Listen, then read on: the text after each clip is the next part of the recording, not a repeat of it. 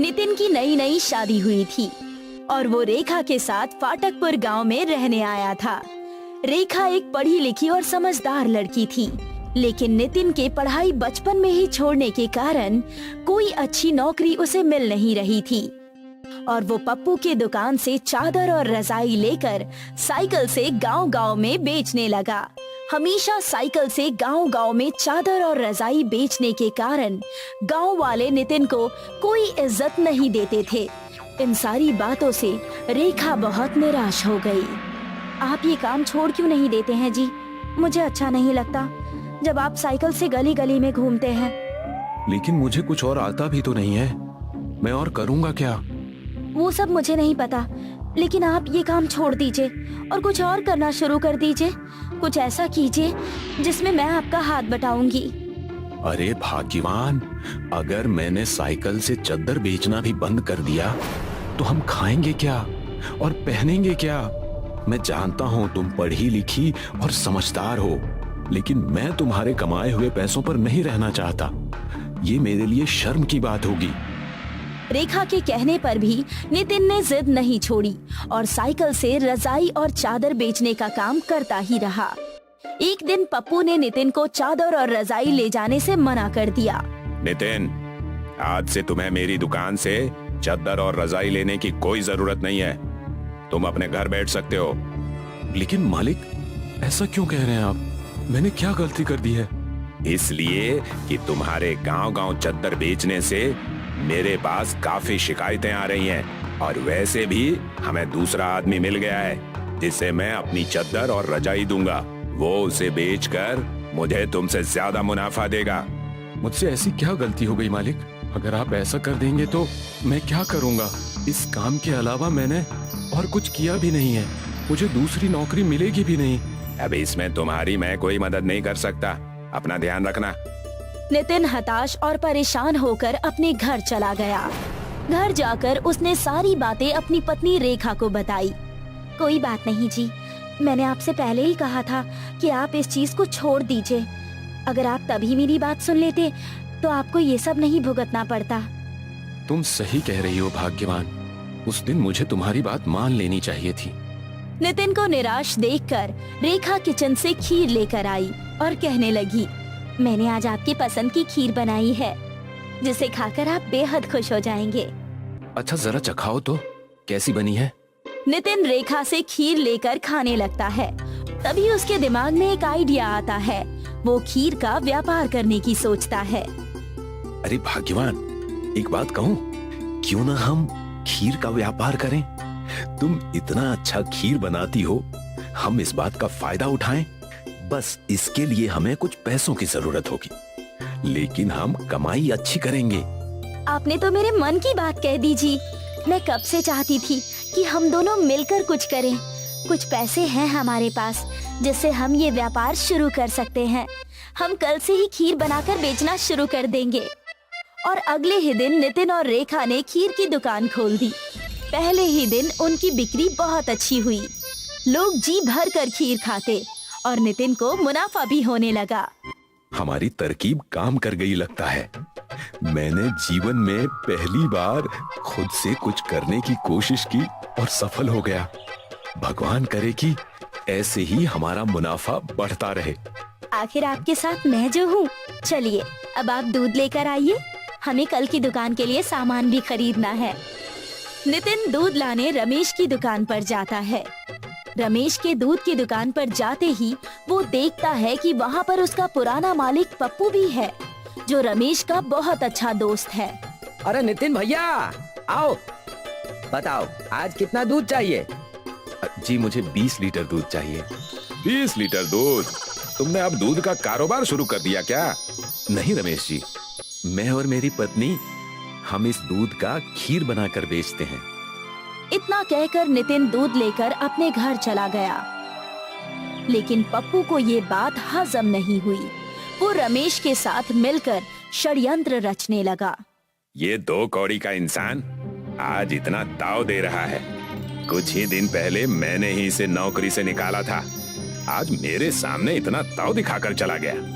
ये दोनों पति पत्नी मेहनत कर रहे हैं, पहले 5 लीटर दूध के खीर बनाया करते थे, उसके बाद 10 और अब 20। दिन ब दिन मेरे दूध की बिक्री तो अच्छी हो रही है। पप्पू रमेश से नितिन की तारीफ सुनकर जलने लगता है। तो तुम सिर्फ दूध ही बेचते रहोगे या खुद भी कुछ करोगे? मैं तो कहता हूँ तुम खुद के खीर का व्यापार शुरू कर दो। मैं तुम्हें पैसे दूंगा। और मेरा एक निठल्ला बेटा भी है जो आजकल कुछ नहीं कर रहा है, वो भी तुम्हारे इस व्यापार में मदद करेगा। सोच तो तुम्हारी अच्छी लग रही है और मेरी मंजूरी भी है, लेकिन मुनाफा आधा आधा ही रहेगा। पप्पू के कहने पर रमेश उसकी बात मान गया और उसने पप्पू के बेटे राजू के साथ मिलकर एक खीर की बड़ी सी दुकान खोल ली और व्यापार करने लगा। दुकान तो बहुत बड़ी थी, लेकिन ग्राहक बिल्कुल नहीं दिख रहे थे। इससे हैरान होकर बोला, आज ज्यादा ग्राहक नहीं है, जरूर सब उस नितिन की दुकान पर खीर ले रहे होंगे। हमने तो अब हमारे दूध की दुकान से उसे दूध देना भी बंद कर दिया है, फिर भी उसकी दुकान खूब चल रही है। क्यों न हम गांव भर में अफवाह फैला दें कि नितिन की दुकान के खीर मिलावटी और नकली है। वो नुकसानदायक चीजें खीर में डालकर बेचता है। मानना पड़ेगा, तुम आखिर हो अपने बाप के ही बेटे। कर लो जैसा तुम्हें ठीक लगे। राजू ने ठीक वैसा ही किया। पूरे गांव में अपने दोस्तों के साथ मिलकर ये अफवाह फैला दी कि नितिन के दुकान की खीर मिलावटी है। पूरे गांव में नितिन के दुकान की ये बात आग की तरह फैल गई। लोगों ने नितिन के दुकान पर आना बंद कर दिया। इस बात से फिर से नितिन परेशान हो गया। ये जरूर उस पप्पू और उसके बेटे राजू की चाल है और इनका साथ रमेश भाई भी दे रहे हैं, क्योंकि उन्हें इनसे मुनाफा हो रहा है। हमारे ग्राहक हमसे छिन गए हैं जी। पता नहीं ये अफवाह हमारे बारे में कौन फैला रहा है। मेरे पास एक तरकीब है, क्यों ना हम गांव भर में प्रचार करें कि हम मिट्टी की खीर बना रहे हैं। मिट्टी की खीर? ये क्या है? मैं समझाती हूँ। लोगों को लग रहा है कि हम मिलावट कर रहे हैं। हम जोरों शोरों से अपने मिट्टी के खीर की विज्ञापन करेंगे और हर जगह पोस्टर और प्रचार करवाएंगे और मिट्टी के बर्तन में उन्हें सामने खीर बनाकर दिखाएंगे। इससे हमारा प्रचार भी हो जाएगा और हमारी दुकान भी चल जाएगी। तो देर किस बात की? मैं अभी से ही इसकी सारी व्यवस्था करना शुरू कर देता हूँ। रेखा के ऐसा कहने के मुताबिक नितिन ने पूरे गांव में प्रचार किया। मिट्टी के खीर की चर्चा पूरे गांव में होने लगी। लोग मिट्टी का खीर देखने के लिए दूर दूर से आने लगे। जब लोगों ने मिट्टी के खीर को देखा तो लोग दंग रह गए और नितिन के दुकान से खीर लेकर खाने लगे। लोगों को इतने चाव से खीर खाते हुए देख रेखा ने कहा, इस खीर में मिट्टी के सारे गुण हैं। ये खीर हमारे शरीर के लिए बहुत ही पौष्टिक है और हमें ताकत भी देता है और साथ ही साथ कैल्शियम, विटामिन सब दे देता है। जाने मन, आखिर तुम्हारी समझदारी काम आ ही गई। क्या आप भी? रेखा और नितिन का व्यापार पहले से 2 गुना बढ़ गया और रमेश को इसी वजह से अपनी दुकान बंद करनी पड़ गई। पप्पू और उसका बेटा राजू मानो हंसना भूल ही गए और इधर नितिन और रेखा दोनों पति पत्नी खुशी खुशी रहने लगे। कमलागंज नाम का एक गांव था। वहाँ एक खूसट जमींदार रहता था। लोगों को परेशान करना और लोगों को पराजित करना उसे बहुत पसंद था। बताओ, आज क्या लाई हो खाने में? जमींदार साहब, अपने कंगन बेचकर मैं आपके लिए बिरयानी लाई हूँ। अब तो आप हमारी जमीन वापस दे दीजिए। अरे वाह, ये हुई ना बात। क्या करोगी जमीन वापस लेकर? तुम्हारा पति तो वैसे भी मेरे खेतों का मजदूर है। कृपा करे हम पे, बख्श दे। तभी वहाँ मुंशी आया और कहने लगा, मालिक, खुशखबरी, उस बैजू ने भी अपनी जमीन हमें गिरवी दे दी। ये तो होना ही था। अब पूरा गांव हमारी मुट्ठी में है। नहीं ठाकुर साहब, गांव के सड़क किनारे की जमीन अभी भी नवीन के परिवार के पास है। कौन नवीन? मैंने उसे ठीक से पहचाना नहीं। वही जिसकी पत्नी अभी कुछ ही दिन पहले बीमारी के चलते गुजर गई। चल तो जरा हम भी शोक मनाए उसके घर पर। ठाकुर और मुंशी नवीन के घर जाने के लिए निकल गए। वहां जाकर देखा कि नवीन अपनी पत्नी की तस्वीर से ही बात कर रहा है। भाग्यवान, जब से तुम गई हो मैं सुकून से जी नहीं पा रहा। हमेशा तुम्हारी यादों में खोया रहता हूँ। भगवान करे तुम जहाँ कहीं भी हो बस खुश रहो। इस वक्त इसे परेशान करना उचित नहीं लग रहा मालिक। बाकी जैसा आप कहें। तुम तो मेरी पत्नी के बारे में भली भांति जानते हो, तो डरना किस बात से। चलो अंदर और सीधा काम की बात करो। ठाकुर और मुंशी दोनों सीधे नवीन के कमरे में चले गए। अच्छा, तो तुम हो नवीन। तुम्हें मैंने कई बार बगीचे में बैठे देखा है। मैं वहां अपनी पत्नी काजल के साथ समय बिताया करता था। अच्छा, तो एक काम करो, सारा सामान बांध लो, अपनी बोरिया बिस्तर बांधकर उसी बगीचे में चले जाओ। तुम्हारी सड़क के किनारे की जमीन मेरे नाम कर दो। चाहे जो हो जाए, मैं अपनी कोई भी जमीन तुम्हें नहीं देने वाला। जैसा तुम्हें ठीक लगे बच्चे। उस वक्त ठाकुर और मुंशी वहां से चुपचाप चले जाते हैं। उसके बाद ठाकुर एक कटोरी खीर लेकर अपने घर के गुप्त कमरे में जाता है। उसकी धर्मपत्नी, जो कि काला जादू करती है। आ गए तुम। खीर की महक तो बहुत अच्छी आ रही है। लाओ दे दो और बताओ अब क्या करना है। रूपमती, गांव के एक किसान की जमीन हड़पनी है। मैं इस वजह से तुम्हारे पास ये खीर लेकर आया हूँ।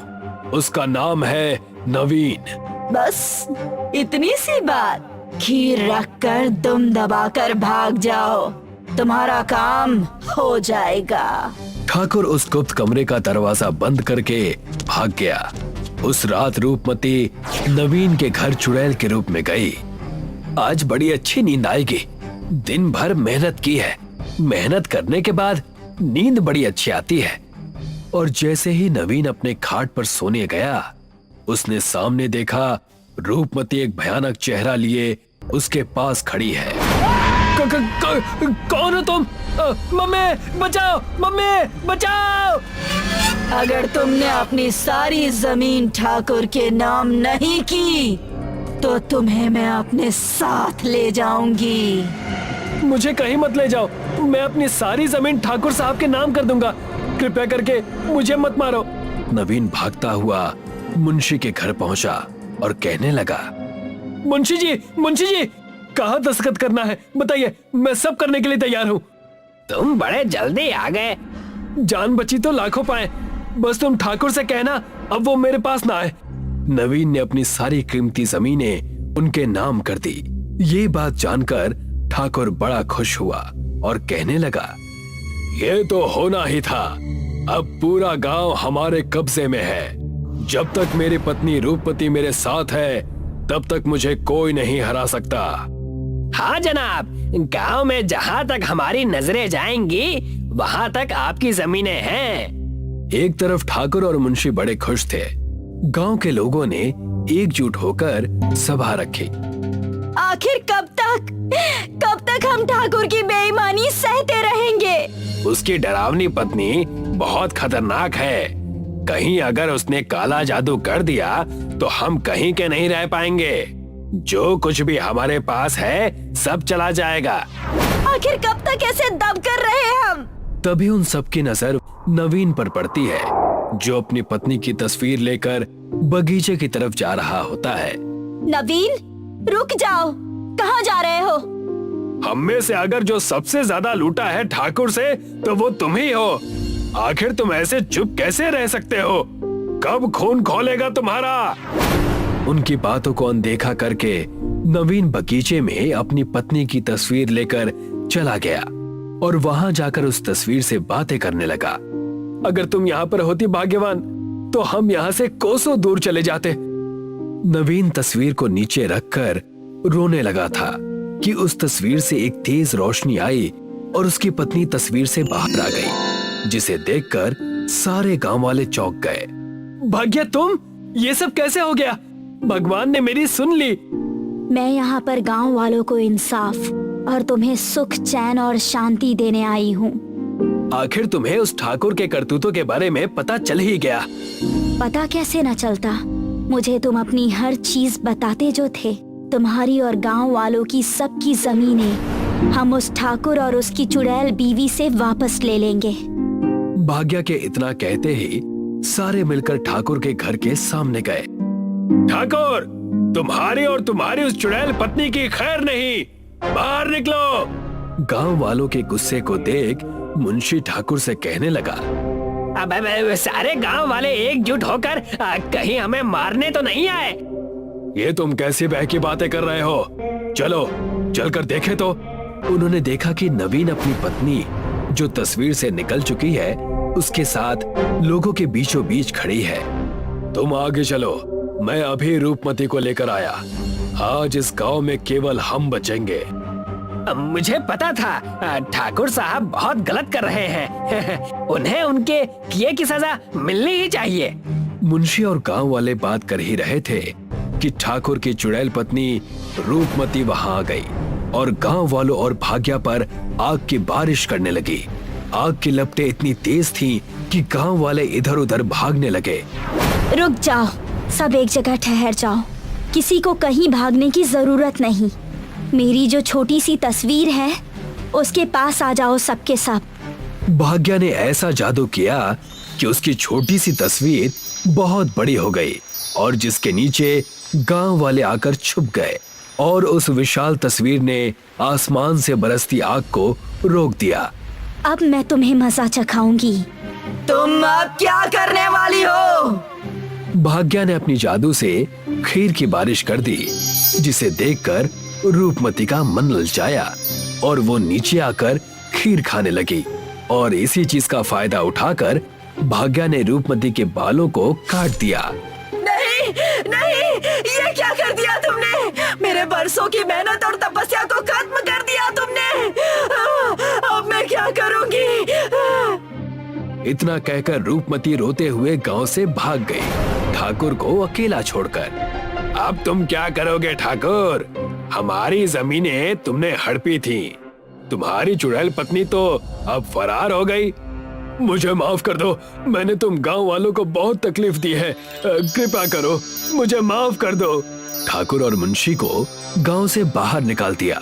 रूपमती दोबारा कभी नहीं आई और भाग्या गांव वालों को इंसाफ दिलाकर फिर से उस तस्वीर में चली गई।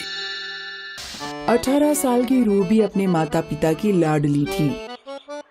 रूबी दिखने में बहुत सुंदर, लेकिन व्यवहार में बहुत शरारती थी। रूबी अक्सर साधु का रूप धारण करके गांव के घरों में भिक्षा मांगने चली जाती। बेटा, आज अमावस्या है, बाबा को खीर पूरी खिलाओ।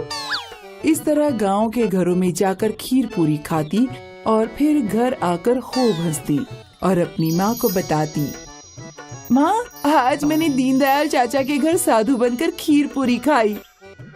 रूबी रात में भूत का मास्क पहनकर गांव वालों को डराती और जब कोई डर जाता तो खूब हंसती। अक्सर लोग रूबी के घर शिकायत करने आते। अरे रूबी की मम्मी, आज फिर से रूबी ने हमारे लड़के को डरा दिया। अब वो कह रहा है कि घर के बाहर ही नहीं निकलूंगा। समझाती क्यों नहीं हो, इतनी बड़ी लड़की हो रही है, फिर भी शैतानियाँ करती रहती है। माफ कीजिएगा बहन जी, आज आने दो उसे घर पर, खबर लेती हूँ उसकी। कभी कभी रूबी के पापा मजाक में रूबी से कहते, तेरी शादी एक चितकबरे लड़के से करा दूंगा। अगर मेरी शादी अच्छे लड़के से नहीं कराई तो मैं ससुराल में लड़की की खूब पिटाई क्या करूँगी। इस तरह का रूबी का हंसता खेलता जीवन था, लेकिन समय को रूबी की खुशी बर्दाश्त नहीं हुई। एक दिन जब रूबी गर्म दूध फ्रिज में रखने जा रही होती है तो उसका पैर फिसल जाता है और गरम गरम दूध रूबी के चेहरे पर गिर जाता है। रूबी का चेहरा कई जगह से जल जाता है। कई दिनों के इलाज के बाद रूबी हॉस्पिटल से घर आती है और शीशे में अपना चेहरा देखकर बहुत रोती है। पापा, अब मुझसे कोई भी शादी नहीं करेगा, मैं देखने में इतनी बदसूरत लग रही हूँ। ऐसा मत कहो बेटा, हम ढेर सारा दान दहेज में देंगे, लेकिन तुम्हारी शादी किसी अच्छे लड़के से ही करेंगे। एक दिन जब सब सो जाते हैं तो रूबी सोचती है, अगर मेरे पापा ढेर सारे पैसे दे देंगे तो हो सकता है कोई लड़का मुझसे शादी कर ले, लेकिन मेरी शक्ल देखकर कोई मुझसे प्यार नहीं करेगा। इसीलिए रूबी नदी में कूदकर आत्महत्या करने जाती है। जब वो नदी में कूदने ही वाली होती है तभी उसे एक ऋषि दिखाई पड़ते हैं। क्या हुआ बेटी, आत्महत्या क्यों करना चाहती हो? आप मेरे जले हुए चेहरे को देख रहे हैं? ऐसी बेकार चेहरे वाली लड़की से कौन प्रेम करना चाहेगा? प्रेम रूप पर निर्भर नहीं है, और ऐसा प्रेम जो किसी के रूप पर निर्भर हो, रूप के खत्म होने पर वो प्रेम भी खत्म हो जाएगा। मुझे ये ज्ञान भरी बातें नहीं सुननी है। क्या आप किसी तरह मेरा पुराना रूप वापस लौटा सकते हैं? मैं तुम्हारा पुराना रूप तो वापस नहीं लौटा सकता, लेकिन मैं तुम्हें एक जादुई शीशा देता हूँ। इस शीशे में शक्ल देखकर तुम किसी का भी रूप धारण कर सकती हो। रूबी वो जादुई शीशा लेकर अपने घर आ जाती है। वो अखबार खोलकर देखती है और जादुई शीशे से कहती है, हे जादुई शीशे, मुझे अखबार में छपी इस अभिनेत्री की तरह बना दे। रूबी का चेहरा अभिनेत्री की तरह सुंदर हो जाता है। रूबी की सुंदरता देखकर उसके लिए दूर दूर से रिश्ते आने लगते हैं। रूबी की सुंदरता देखकर एक लड़का दहेज में बिना कुछ लिए ही रूबी से शादी कर लेता है।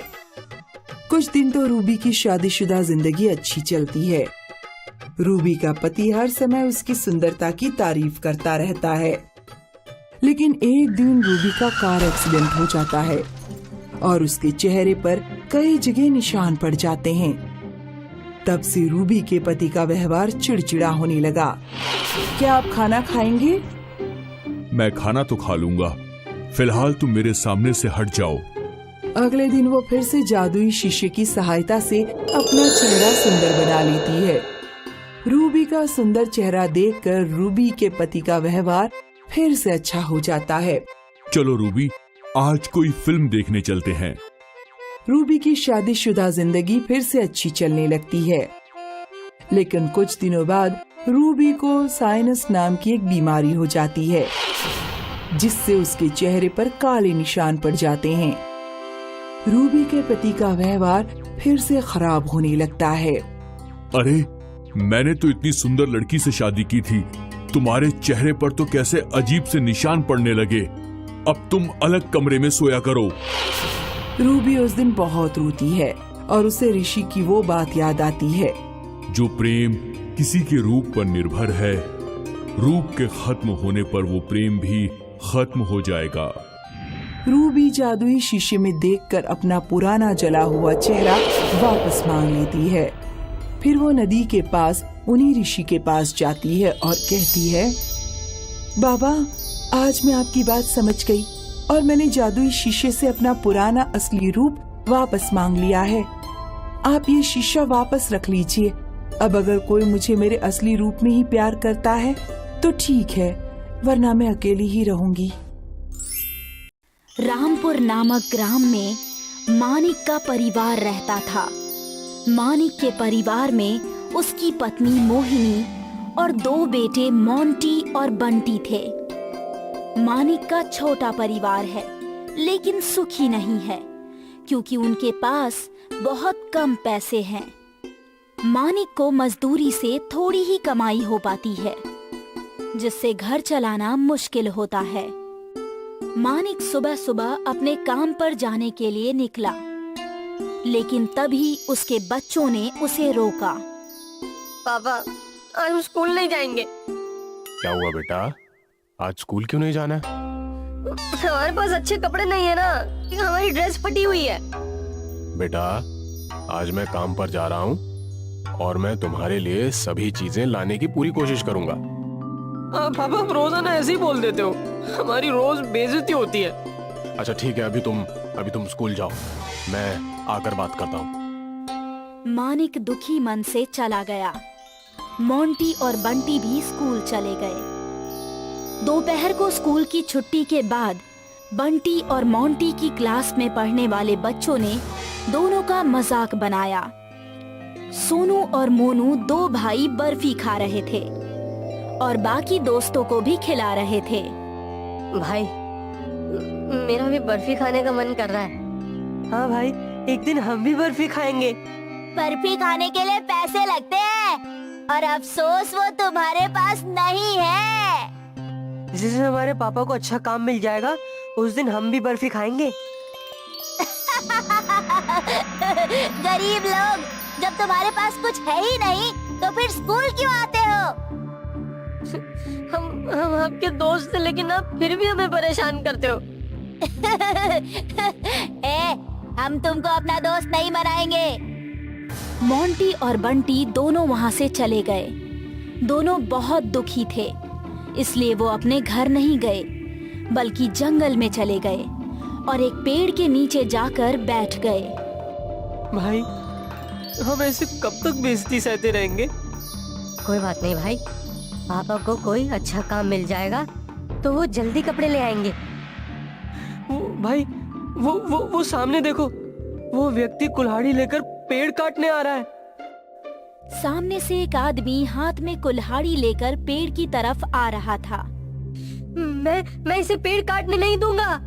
हाँ, हमें इसे रोकना होगा। तब तक पेड़ काटने वाला लकड़हारा भी पेड़ के पास आ गया। ए बच्चों, यहाँ से हटो, मैं इस पेड़ को काटने आया हूँ। हम यहाँ से नहीं हटेंगे। आप इस पेड़ को नहीं काट सकते हो। तुम कौन होते हो मुझे पेड़ काटने से रोकने वाले? मैं इस पेड़ को काटने आया हूँ और पेड़ काट कर ही जाऊंगा। जब एक बार आपको बोल दिया तो बोल दिया कि तुम पेड़ नहीं काट सकते हो। तुम दोनों एक तरफ हो जाओ, वरना मैं तुमको भी। लकड़हारे के कुछ बोलने से पहले ही दोनों भाई लकड़हारे पर टूट पड़े। लकड़हारा वहाँ से जान बचाकर भागा। हाँ, आज एक पेड़ की जान बचाई है। हाँ, इसलिए खुशी हो रही है। हाँ भैया, मैंने किताब में पढ़ा था कि पेड़ पौधे हमारे पर्यावरण के लिए बहुत जरूरी हैं। हाँ, तुमने सही पढ़ा है मेरे छोटे भाई। चलो अब घर चलते हैं, माँ इंतजार कर रही होगी। वो दोनों घर पहुँचे। तुम दोनों आ गए? आओ, खाना खा लो। ओफो माँ, आपने फिर वही पानी वाली दाल और मोटे चावल बना दिए। मुझे खाना नहीं खाना। बेटा, खाने के बारे में ऐसा नहीं बोलते। भाई, तुम ये खाना खा लो, खाने का अपमान नहीं करते। जल्दी ही पापा हमें अच्छा खाना खिलाएंगे। मैं नहीं खाऊंगा ये खाना। वो पैर पटकता हुआ चला गया। आज आपको बहुत देर हो गई लौटने में। आज दिन भर काम ढूंढा, कहीं कुछ काम मिला? नहीं, आज भी कहीं सफलता नहीं मिली। कोई बात नहीं, मिल जाएगा। हाथ पैर धो लीजिए, मैं खाना लगा देती हूँ। बच्चों ने खाना खाया? हाँ, मोंटी ने खाना खा लिया था। और बंटी? नहीं, बंटी को ये खाना अच्छा नहीं लगता। उसने गुस्से में खाना नहीं खाया। क्या करूं, मैं बच्चों के लिए अच्छे खाने का भी इंतजाम नहीं कर पाता। मैं आपसे एक बात बोलूं? हाँ बोलो। गांव में हमारे पास जो खेत है, क्यों ना हम वहीं पर वापस चलें? कम से कम कुछ तो खाने और पैसे का इंतजाम हो जाएगा। बात तो ठीक है तुम्हारी, पर मेरे पास तो खेती लायक भी पैसे नहीं है। साहूकार चाचा से कुछ पैसे ले लीजिएगा और जब फसल अच्छी हो जाएगी तो पैसे लौटा दीजिएगा। चलो तो फिर वापस चलते हैं गांव में। कुछ दिन बाद वो लोग गांव चले गए। नमस्ते साहूकार काका। आओ मानिक, कैसे हो? गांव कैसे आना हुआ? जी वो अच्छा नहीं लग रहा था अब शहर में, तो अब मैं यहाँ खेती करूंगा। अरे पर तेरी जमीन तो बंजर है। नहीं काका, कुछ तो करना ही पड़ेगा। मुझे कुछ पैसे उधार चाहिए। अरे पैसे तो मैं दे दूंगा, पर ध्यान रखना कि समय पर पैसे लौटा देना। समय जितना बढ़ेगा ब्याज भी बढ़ता जाएगा। अरे आप उसकी चिंता ना करें, मैं आपको समय पर पैसे लौटा दूंगा। मानिक दिन रात मेहनत करता है और कुछ ही दिनों में अपनी मेहनत से जमीन को उपजाऊ बना देता है। और उसकी फसल भी अच्छी हो जाती है। पर भगवान को शायद कुछ और ही मंजूर था। एक रात भयंकर तूफान आया और सारी फसल खराब हो गई। हे भगवान, ये तूने क्या किया? अब हम क्या करेंगे और क्या खाएंगे? परेशान मत हो मोहिनी, भगवान कोई ना कोई रास्ता जरूर निकालेगा। मानिक को कुछ समझ नहीं आ रहा था कि वो क्या करे। वो साहूकार के पास गया। हाँ भाई मानिक, क्या हुआ? तुम्हारा समय पूरा हो गया है, लाओ मेरे पैसे। काका, मेरी फसल बर्बाद हो गई, मुझे थोड़ा समय और दे दीजिए। अरे जब जेब में पैसे नहीं थे तो क्यों चले थे खेती करने? साहूकार ने मानिक को बहुत बेइज्जत किया और मानिक चुपचाप खेत की तरफ चल दिया। हे भगवान, तूने क्यों मुझ पर ये कहर बरपाया? तभी उसकी नजर खेत में खड़े एक पेड़ पर पड़ी। वो उस पेड़ के पास गया और वो भौचक्का रह गया। मानिक घर लौटा। मोहिनी, इधर आओ। जी बताइए, क्या हुआ? हमारा खेत जो बर्बाद हो गया था, वहाँ एक पेड़ खड़ा है जिसमें बर्फियां लटक रही हैं, और वो मामूली बर्फी नहीं, सोने की बर्फी थी। क्या क्या कह रहे हैं आप पापा? क्या वो पेड़ खड़ा है? हाँ, पर तुम ये सब क्यों पूछ रहे हो? पापा, एक दिन मैं और बंटी खेत के पास खेल रहे थे, तभी बंटी को एक चमकदार पत्थर दिखा था और हमने वो खेल खेल में खेत में गाड़ दिया था। सभी आश्चर्यचकित रह गए और रात में सो गए। उसी रात मानिक को एक सपना आया। सपने में एक देवता आए। मानिक, आज जो तुम्हें पेड़ मिला है वो तुम्हारे बच्चों के अच्छे कर्म का फल है। वो लोग हमेशा पेड़ पौधों की सेवा करते थे।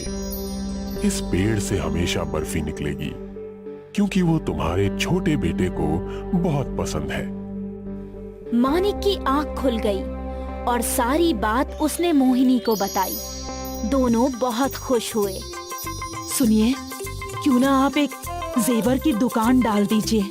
हाँ, तुम ठीक बोल रही हो। मैं शहर में भी सोने के आभूषण बनाकर बेचूंगा और पैसे आते ही साहूकार काका का भी कर्जा उतार दूंगा। अब उनके सारे दुख खत्म हो गए थे और वो लोग खुशी खुशी रहने लगे। बंटी भी अब बहुत खुश रहता था, क्योंकि उसे रोज अच्छा खाना मिलता था और वो रोज अपनी मनपसंद बर्फी खाता था।